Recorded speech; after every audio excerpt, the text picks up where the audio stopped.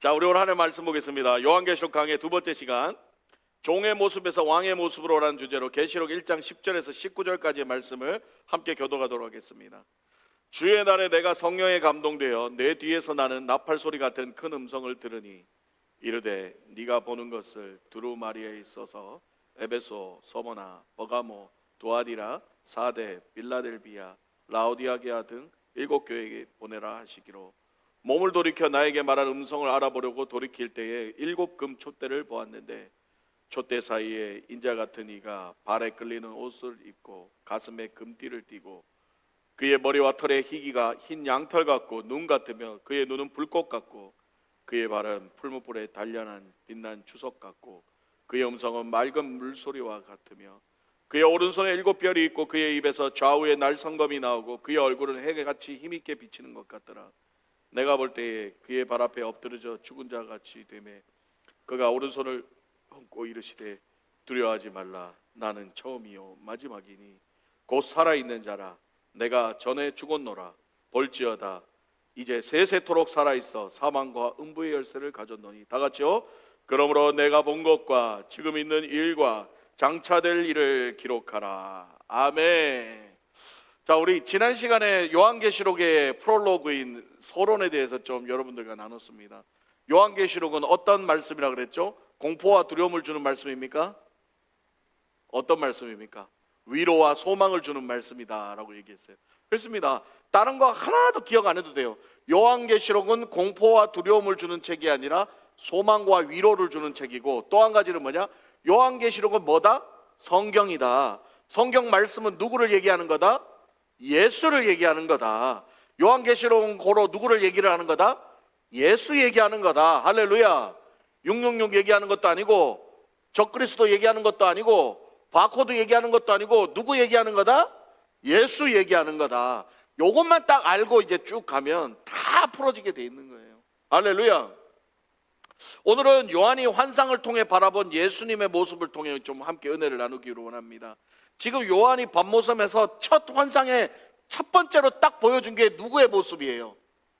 예수 그리스도의 모습이에요. 그래서 요한계시록은 예수 이야기라는 거예요. 시작도 예수 그리스도의 계시라라고 얘기했고, 요한이 보여준 첫 환상이 어떤 거예요? 예수 그리스도의 모습을 보여줬다는 거죠. 여러분, 사람들은 예수님을 어떻게 생각합니까? 어떤 사람은 예수님을 위대한 종교가로 생각합니다. 지도자로. 어떤 사람은 훌륭한 사랑을 가르친 훌륭한 랍비, 선생님으로 생각합니다. 어떤 사람은요, 뭔 죄를 졌길래 십자가에 그래 비참하게 죽었대.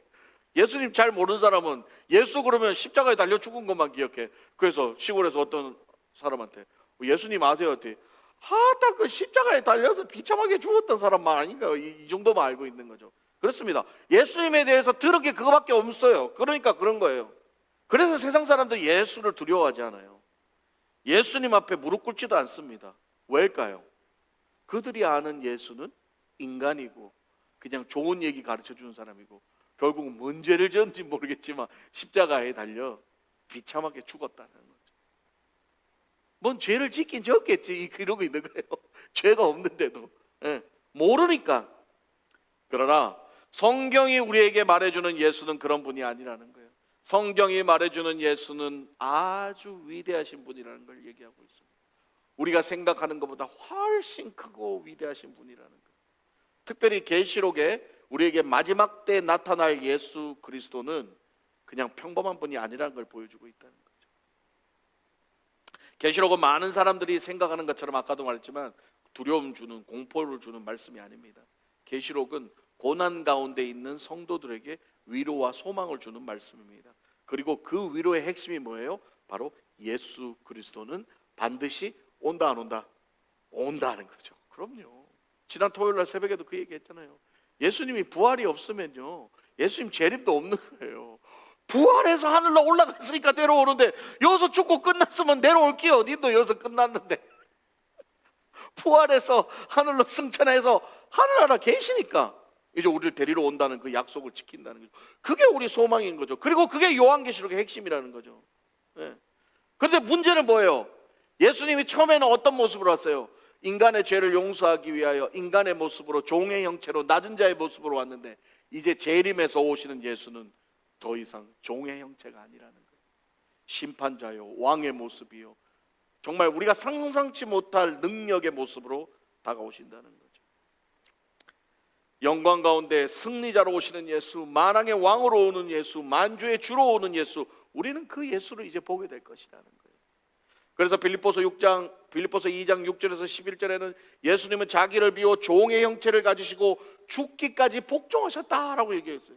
예, 왜 종의 형체로 복종했어요? 그게 하나님의 뜻이니까.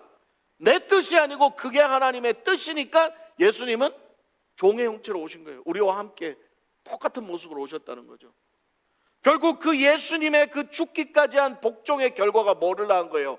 우리를 구원하고 부활하시고 하늘에 오르사 하나님의 보좌에 앉아서 왕이 되셨다는 거예요. 할렐루야. 왕의 모습을 갖기 전에 뭐가 먼저 있었다는 거예요? 복종. 하나님의 말씀을 이루기 위한 순종이 있었다는 거죠. 많은 사람들이 화려해지고 명예를 얻고 왕이 되고 싶어 하지만 복종과 순종을 싫어한다는 거죠. 그러나 성경은 분명히 말합니다. 너희가 하나님의 말씀에 순종할 때에, 너희가 하나님의 말씀에 복종할 때에 너희를 하나님이 왕으로 만들어 주신다는 거죠. 할렐루야. 그렇죠? 우리 그걸 믿어야 되는 거죠. 내가 왕이 되는 게 아니라 누가 만들어 준다는 거예요? 하나님이 만들어 주신다는 거죠. 그렇습니다. 그래서 오늘 계시록 1장에서 사도 요한에게 보여지는, 환상으로 보여지는 예수 그리스도의 모습은 더 이상 종의 모습이 아니라 놀라운 능력의 모습으로 보여지고 있다는 거예요. 밤모섬에 유배되어 고통 가운데, 절망 가운데 있던 사도 요한에게 환상의 모습으로 예수님이 지금 나타나시고 계시다는 거예요. 그런데요, 오늘 이 요한이요, 자기가 늘 봐왔던 예수님이잖아. 3년 반 동안 예수님을 봐왔던 예수님인데 지금 꿈의 환상으로 보이지는 예수님의 모습을 보는 순간 지금 바울이 어떻게 됐다고요? 납작 엎드렸다. 17절 봅니다. 내가 볼 때에 그의 발 앞에 엎드려져서 죽은 자 같이 되매 그가 오른손을 내게 얹고 이르시되 두려워하지 말라, 나는 처음이요 마지막이니. 아니, 지금 요한은 늘 봐왔던 예수님인데 지금 보는 예수님은 다른 거예요. 뭔가 압도할 수 없는 그 능력이 나를 지금 확 덮어버리는 거죠. 환상을 통해서. 누구를 봤을 때? 예수를 봤을 때. 이젠 예수님이 더 이상 과거의 그런 나약한 인간의 모습이 아니었던 거예요. 능력의 모습이었던 거예요. 우리 이런 말 있잖아요. 어떤 사람 딱 막 아우라가 다르다 이런 말 있잖아요. 벌써 딱 풍기는 풍채가 달라가지고 괜히 이렇게 고개 숙이고 기웃고 손이 자구동으로 손이 이렇게 모아지고 이렇게 되는 사람들이 있잖아요. 어떤 사람은 보면 아유, 또 어떤 사람은 자기가 자기 입으로 누구라고 밝히지는 않는데 왠지 뭐 높은 양반인 것 같고 이래서 왠지 모르게 이렇게 숙여지는 사람이죠. 뭐 나온다 그래요? 뭐 아우라가 나온다 그러죠. 뭔가 풍채가 다르다 그러죠. 지금 이 요한은요, 예수님의 모습을 보는 순간 그 예수님의 그 아우라가 요한을 어떻게 만들었어요? 땅에다 그냥 납작 꼬꾸라지게 만들었다는 거예요. 여러분, 이 모습을 어디서 봤습니까? 바로 모세가 시내산에서 떨기나무에서 하나님의 풀을 보는 순간 그거 어떻게 됐어요? 납작 엎드렸다. 왜요? 하나님을 만나게 되면, 우리가 예수님을 만나게 되면요, 어떻게 고개를 바짝 쳐들고 있어요? 어떻게 예배의 큰 은혜의 위압감에 눌리며 이러고 있어요? 숙일 수밖에 없죠. 그냥 납작 엎드릴 수밖에 없죠. 그래서 외국 사람들 예배 드리는 거 보면요, 예배 드리다가 이 앞에 막 찬양하다 이 앞에 막 무릎 꿇고 그냥 고개 숙이는 사람 많이 나와요. 한국 사람은 거의 그런 사람이 없더라고요. 이거 뭐 잘났다고 그냥 이러고 이런 것까지 버티고 있어요. 외국 사람은 그냥 나와서 옆 밑에 그냥 납작 엎드려요. 왜 그럴까요? 제가 과테말라 선교를 갔을 때에, 과테말라 선교를 갔는데 선교지에서 목사님이 이제 설교를 하는데 거기에 그 지교의 목사님 한 분이 나와서 같이 찬양하다가 갑자기 막 울면서 바닥에 코를 닿더라고요. 바닥에 코를 대더라고요. 땅바닥에. 그래서 나중에 이제 물어봤죠. 인터뷰한다고. 아니, 예배 드리다가 왜 갑자기 그 코를 박았냐고 그랬더니 찬양하는 가운데 그 예배에 오는 그 은혜에 압도돼서 자기가 고개를 들 수가 없더래. 그 코를 땅에다 박고 그냥 엉엉 울고 있는 거예요. 여러분, 느헤미야에도 그런 얘기가 나오죠. 하나님 말씀이 선포될 때 성도들이 다 어떻게 했어요? 말씀을 듣는 순간 다 엎드려졌다. 오늘날 우리는 이 엎드러짐이 없어요. 말씀을 들어도 그냥 오늘은 말씀 맞췄다 이러노. 속으로 응? 찬양을 해도 엎드려짐이 없어요. 아이고 오늘 신난다 야싸 아싸 그러고만 있지. 그 찬양의 은혜에 엎드려짐이 없다는 거예요. 근데 오늘 이 요한은 어떻게 해요? 예수님 보자마자 엎드릴 수밖에 없다. 최후의 만찬에서 주님의 품에 안겼던 기댔던 얼마나 귀여워 이렇게 주님의 품에 안겨가지고 예수님 이랬던 거기다가 십자가까지 요한은 십자가까지 따라갔어요. 그리고 부활하신 주님을 또 직접 보았어요. 그런데 그 요한이 지금 보는 예수님은 자기가 예전에 봤던 예수님이 아니었다. 그 발 앞에 엎드려져 어떤 자같이 죽은 자같이 되었다. 여러분 하나님의 영광에 우리한테 임재하는 순간, 예배를 통하여 하나님의 성령의 능력이 우리에게 임재하는 순간 우리는 죽은 자같이 돼야 돼요. 할렐루야. 그냥 엎드려져서 납작 엎드려서 죽은 자같이 돼야 되는 거예요. 근데 너무 살아있어. 막 팔딱팔딱팔딱 너무 살아있어. 하나님의 능력이 약한 겁니까? 여러분의 능력이 큰 겁니까? 여러분이 안 죽어서 그런 거죠. 하나님의 능력은 또 하나님의 능력이 그렇잖아요. 이것들은 막 다 치기뿌각하고 또 한번 확 엎드리면 하나님 하게 하실 수 있지요. 그러나 하나님은 우리에게 늘 뭘 주셨어요? 자유와 선택의 의지를 주고 우리가 스스로 하나님 앞에 엎드리기를 바라겠다. 맞습니다. 예수님은 더 이상 고난받는 종, 인간의 종이 아니었다는 거예요. 왕의 모습이었다는 거예요. 지금 사도 요한이 보는 이 우리 오늘 말씀에 눈에서 빛이 나고 흰 눈썹에 뭐 영광의 광채가 나고 이런 모습이요. 그냥 갑자기 환상에서 이상하게 예수님을 이렇게 그런 그림도 있더라고요. 예수님이 왔는데 눈에서 막 불이 나고 있고 이 성경대로 그려놨더라고. 눈에서 이렇게 불꽃이 막 나오고 있고 백마를 타고 있고 좌우에 날선 검을 들고 있고 이런 거를 사파를 그려놓은 것도 봤더라고요. 그런데요 중요한 건 뭐냐면 여러분 제가 말씀드렸지만 요한계시록에서 나오는 모든 상징적인 그런 모습들은요 어디 딴 데서 가져온 게 아니에요. 어디에 있다? 다 성경에 있다는 거예요. 요한계시록도 하나님의 말씀이요 성경도 하나님의 말씀이요. 그러면 성경 안에 그 모든 것들이 다 포함되어 있다는 거죠. 지금 사도 요한이 보이는 묘사하는 예수님의 모습은 이미 구약에서 하나님이 다 예언했고 다 말씀하셨던 걸 그대로 이제 하나님이 보여주시는 거라는 거예요. 할렐루야. 가짜같이 뜬금없이 생긴 게 아니라니까요. 요한계시록의 얘기는 뜬금없이 나온 거 하나도 없어요. 다 성경 안에 있다는 거예요. 그래서 이 성경은 그저 인간의 생각으로 쓰여진 성경이 아니라 누구에 의해서? 하나님의 성령의 감동에 의해서 쓰여진 거예요. 그렇게 하나님의 말씀은 성령의 감동에 의해 하나님의 말씀을 해석하고 풀어내야 된다는 거죠. 아멘. 그냥 인간적인 생각으로 세상 이치에 맞춰서 풀어내면 안 된다는 거예요. 자, 그럼 오늘 사도 요한이 본 예수님의 모습을 말씀을 통해서 하나하나 좀 풀어나가 보도록 하겠습니다. 13절입니다. 촛대 사이에 인자 같은 이가 발에 끌리는 옷을 입고 가슴에 금띠를 띠고 라고 되어 있어요. 자, 촛대 같은 사이에 인자 같은 이는 누구를 상징하는 거예요? 인자는 늘 성경에 누구를 상징했어요? 예수를 상징했죠. 그럼 지금 예수 그리스도가 나왔다는 거예요. 촛대 사이에. 근데 어떤 옷을 입고 있어요? 발에 지금 끌리는 옷을 입고 가슴에 뭘 띠를 하고 있다? 금띠를 지금 띠고 있다는 거예요. 여러분 이것은 뭘 예상하냐? 발에 끌리는 옷을 입고 몸에 금띠를 띠고 있는 것은 구약의 누구를 상징해요? 누구예요? 대제사장을 얘기하는 거예요. 대제사장의 출애굽기에 보면은 금띠와 에봇과 이게 성경에 다 나와요. 그 옷이. 즉 그걸 누가 입고 있는 거예요? 예수님이 지금 입고 있는 거죠. 그러니까 구약에서의 대제사장의 의상과 모습을 예수님을 통해서 딱 나타냈죠. 그러면 구약의 대제사장은 누구를 상징하는 거예요? 예수 그리스도를 상징하는 거죠. 왜요? 대제사장이 우리를 위해 속죄소에 들어가서 하나님 앞에 올려주는 거니까. 예수 그리스도가 우리의 중보자잖아요. 그러니까 그걸 형상화한 거죠. 그래서 출애굽기 28장 6절에 이렇게 나와요. 금실과 청색 자색 홍색 실과 가늘게 꼰 배실로 에봇을 만들고, 에봇이요 금띠란 말이에요.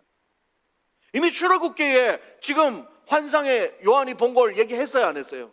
이미 나와 있잖아요. 딴 얘기 아니라니까. 출애굽기에 얘기했잖아요. 여기서 이 에봇 금띠는 존귀함과 권위를 상징한다는 거죠. 그리고 아까도 말했지만 구약의 대제사장은 누구를 예표한다? 예수를 예표한다. 그래서 히브리서에는 예수님이 십자가에 자신의 단번에 들이신 영원한 뭐다?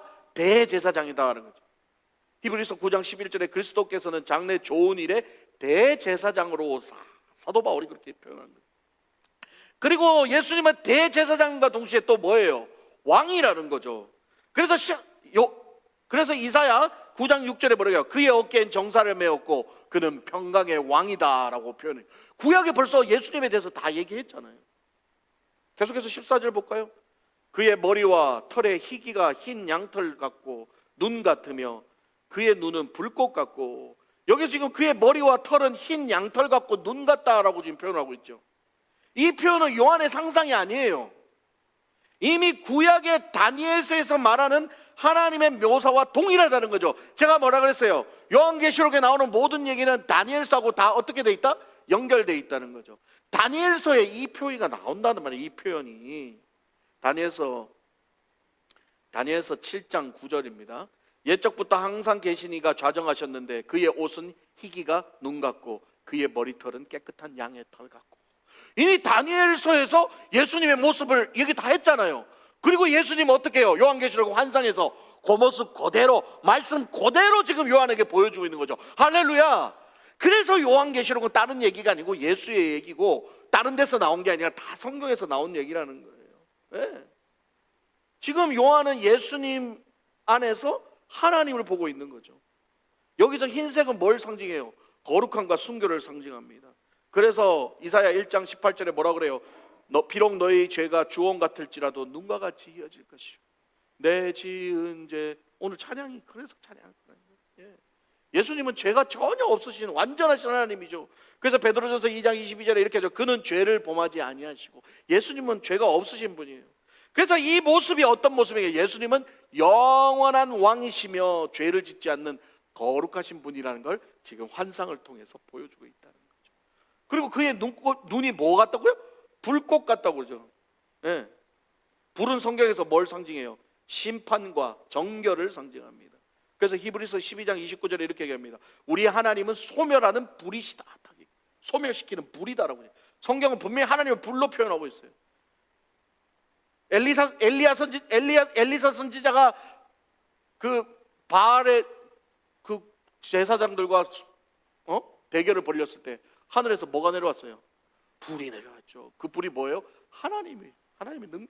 네. 그리고 하나님은 모든 것을 꿰뚫어 보신다는 거예요. 히브리서 4장 13절에 지으신 것이 하나도 그 앞에 나타나지 않음이 없고, 하나님 속을 다 들여다보거든요. 그리고 하나님 외모를 보지 않고 뭘 본다는 거예요? 중심을 보신다는 거죠. 그래서 사무엘상 16장 7절에 뭐래요? 사람을 외모를 보거니와 하나님은 뭘 보신다? 마음의 중심을 보신다. 불꽃 같은 눈으로 우리 마음의 중심을 다 보고 계신다. 그래서 사람은 속일 수 있어도 하나님 모습이에요. 눈 가리고 아웅하면 안 된다는 거죠. 중요한 것은 하나님께서 불꽃 같은 눈으로 우리를 보시는 것은 우리를 감찰하시는 것도 있지만 반면으로 또 뭐예요? 우리를 불꽃 같은 눈으로 우째 될까봐 늘 지켜보고 계시는 사랑의 눈도 된다는 거예요. 심지어 뭐라 그래요? 잠도 안 자고 졸지도 않고 주무시지도 않고 우리를 쳐다보고 계신다는 거예요. 어떤 눈으로? 불꽃 같은 눈으로. 이게 얼마나 큰 은혜예요. 얼마나 큰 은혜예요. 15절 봅니다. 계속 그의 발은 풀무불에 단련한 빛난 추석 같고 그의 음성은 맑은 물소리와 같으며. 그의 발은 풀무불에 단련한 빛난 추석 같다고 합니다. 성경에서 발은 뭘 상징하냐? 통치와 승리를 상징한다는 거죠. 그래서 시편 110편 1절에 보면 내가 내 원수로 내 발판이 되게 하기까지라고 말씀하셨고요. 예수님은 모든 원수를 발 아래 두신다 그랬어요. 에베소서 1장 22절에 만물을 그의 발 아래 복종하게 하시고. 할렐루야. 발은 통치를 말하는 거죠. 그래서 이 빛난 주석은 단단함과 심판의 권세를 상징하는 거예요. 예수님의 능력을 상징하는 거죠. 예수님은 죄와 사망을 이기신 승리자이십니다. 할렐루야. 그걸 지금 보여주고 있는 거예요. 그래서 예수님은 모든 악을 심판하시고 모든 원수를 발 아래 두시는 승리자시라는 것을 지금 요한에게 보여주고 있다는 거죠. 따로 뭐 이상한 거 얘기하는 게 아니에요. 그래서 요한계시록에서 묘사하는 예수님의 모습은 언제나 어떤 자예요? 왕이고 승리자라는 거죠. 할렐루야. 예. 계속 그 얘기하는 거예요. 그리고 가장 중요한 건 뭐예요? 그 예수님이 저와 여러분과 함께 하신다는 거예요. 그래서 우리에게 가능성이 있는 거죠. 우리에게 가능성이 있는 거예요. 그래서 요한계시록이 우리에게 위로의 말씀이라는 거예요. 그리고 그의 음성은 맑은 물소리 같다고 했습니다. 이것도 그냥 사도 요한의 생각이 아니에요. 이미 에스겔서에서 하나님의 음성을 그렇게 묘사했어요. 에스겔서 43장 2절에 이렇게 얘기합니다. 그의 음성이 많은 물소리 같고. 성경에 다 있네. 오메. 성경에 다 있네. 저는 풀어보니까 야, 이거 요한계시록 이상하게 푼 놈들 다 진짜 혼나야 되겠더라고요. 성경에 다 있더라니까요. 이 말씀하고 묘사하는 게 다 있어요. 정확하잖아. 그의 음성이 어떻게? 맑은 물소리 같고. 에스겔서 43장 2절에. 에스겔서도 묵시문학이거든요. 여러분, 폭포 앞에서 소리 지르면 들려요, 안 들려요? 싹 폭포가 쏟아질 때 거기서 바라바라 얘기하면 들려요, 안 들려요? 하나도 안 들리죠. 그렇습니다. 하나님의 말씀, 하나님의 음성은 모든 소리를 압도하는 거예요. 폭포수와 같은 그 하나님의 맑은 물소리가 나에게 임할 때 세상의 어떤 소리도 나에게 들리지 않고 오직 하나님의 말씀의 소리만 들릴 때에 우리는 뭐가 된다는 거예요? 승리자가 된다는 거예요. 예. 할렐루야. 그게 오늘 성경이 얘기하는 거예요. 그거예요. 예수의 목소리만 들린다는 거죠. 왜 딴소리가 들려요? 왜 이상한 소리 들려요? 예수의 목소리에 집중을 안 하니까, 거기에 관심이 없으니까 그런 거죠. 하나님은요, 하나님의 말씀은 모든 천지를 압도합니다. 하나님이 이 세상을 뭘로 만드셨어요? 말씀으로 만들었잖아요. 그럼요. 요한복음 1장 3절에 뭐라 그래요? 만물이 그로 말미암아 지은 바 되었으니. 그리고 마지막에 예수님이 오셔서 말씀으로 이제 세상을 심판한다 그러잖아요. 여러분 이거 보십시오.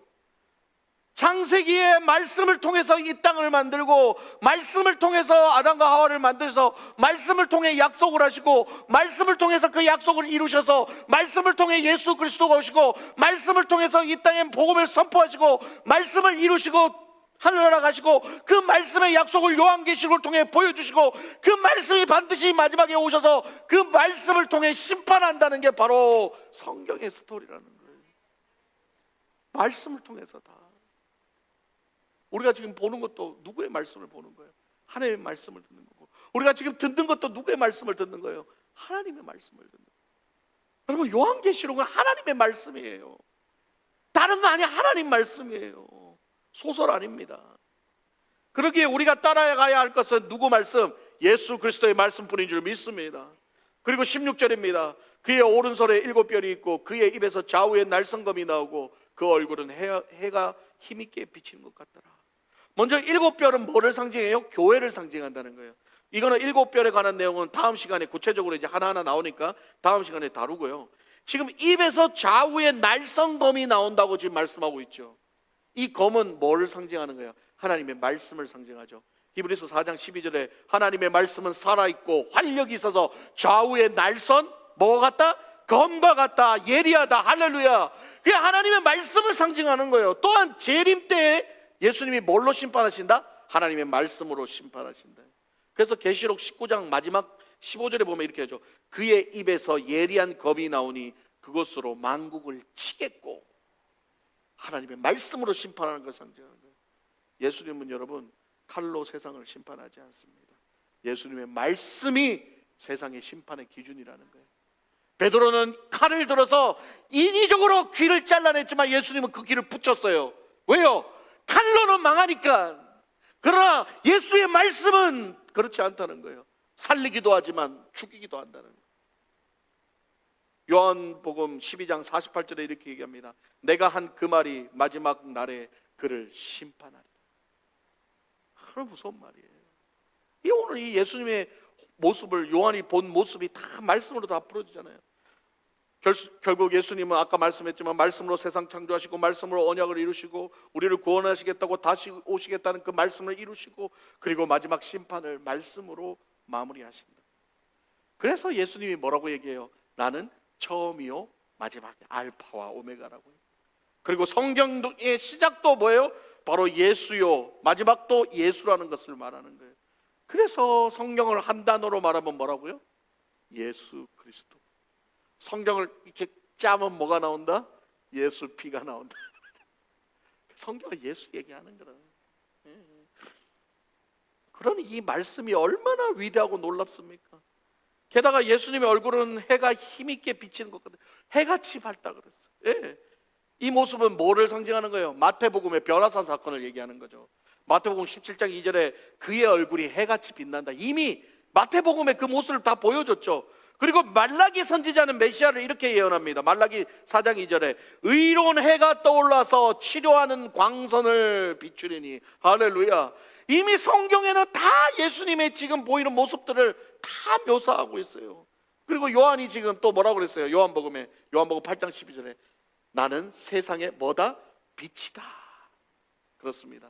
예수님의 초림 때는 그의 영광을 가리우시고 낮은 자의 모습으로 종의 모습으로 왔지만 예수님의 재림 때는 그의 영광이 완전히 드러나서 이제는 왕의 모습으로 해같이 빛나는 모습으로 나타나는, 십자가의 수치는 영광으로 바뀌었고 가시 면류관은 이젠 진짜 왕의 면류관으로 바뀌었다는 거예요. 그래서 빌립보서 2장 9절에 이렇게 얘기합니다. 그러므로 하나님이 그를 지극히 높여 모든 이름 위에 뛰어난 이름을 주사. 할렐루야. 이제 예수님은 그냥 연약한 분이 아니라니까요. 저와 여러분을 구원하실 분이라는 거예요. 그분이 지금 어디 있어요? 그분이 어디 있어요? 우리 마음에 있어야 돼요. 있어야 천국 가는 거예요. 네. 결론적으로 오늘 사도 요한이 본 예수님의 모습은 결국 하나의 메시지를 전합니다. 요한이 본 예수님은 더 이상 종의 형체로 낮아진 예수님이 아닙니다. 십자가를 지신 구원자이시면서 동시에 모든 악을 심판하시는 심판자라는 거예요. 그분은 대제사장이시고 심판자이시고 승리자이시고 만왕의 왕이신 줄 믿습니다. 그걸 오늘 성경을 통해 보여주신 거예요. 환상을 통해. 그리고 그 영광의 주님께서 오늘도 교회를 붙드시고 오늘도 성도를 붙드시면서 지금도 여러분에게 말씀하고 계신 거예요. 요한계시록 1장 17절 18절 다 같이 읽겠습니다. 두려워하지 말라. 나는 처음이요 마지막이니 곧 살아있는 자라. 내가 전에 죽었었노라. 볼지어다 이제 세세토록 내가 살아있어. 이제 세세토록 내가 살아있다. 두려워하지 말라는 거예요. 그분이 누구와 함께? 우리와 함께 한다는 거예요. 이 계시록의 말씀은 사도 요한을 비롯하여 고난받는 성도들에게만 주는 말씀이 아니라 지금 힘겹게 이민 생활을 살아가는, 오늘을 살아가는 저와 여러분에게 주시는 메시지인 줄 믿습니다. 요한에게만 주는 위로가 아니고 저와 여러분에게도 똑같이 주는 위로라는 거예요. 왜냐? 이 말씀은 지금까지 살아있기 때문에. 할렐루야. 이 말씀은 지금까지 변함이 없기 때문에. 할렐루야. 그래서 그게 우리에게 소망이라는 거예요. 십자가에서 죽으셨던 그 예수님께서 지금도 살아계시고 반드시 재림하셔서 우리를 구원하신다는 거예요. 그게 안 믿어지는 게 불쌍한 사람들이에요. 그게 안 믿어지니까 힘든 거예요. 그게 안 믿어지니까 오늘이 괴로운 거예요. 그게 안 믿어지니까 미래가 없는 거예요. 불안한 거예요. 말씀을 마무리하겠습니다. 지금까지 저는 본문을 통하여 사도 요한이 본 재림의 주님의 모습을 말씀을 통해 풀어드렸습니다. 제 생각 하나도 없어요. 지금까지 다 성경 가지고만 풀었어요. 그렇다면 오늘 이 말씀이 저와 여러분에게 어떤 메시지를 주고 있을까요? 우리가 지금 누구를 믿고 있는지 확인하라는 거예요. 여러분 지금 어떤 예수를 믿고 계십니까? 그냥 맨날 위로만 주는 예수를 믿고 계십니까? 아니면 이 땅에서 잘 먹고 잘 살게 해주는 기복적인 예수만 믿고 계십니까?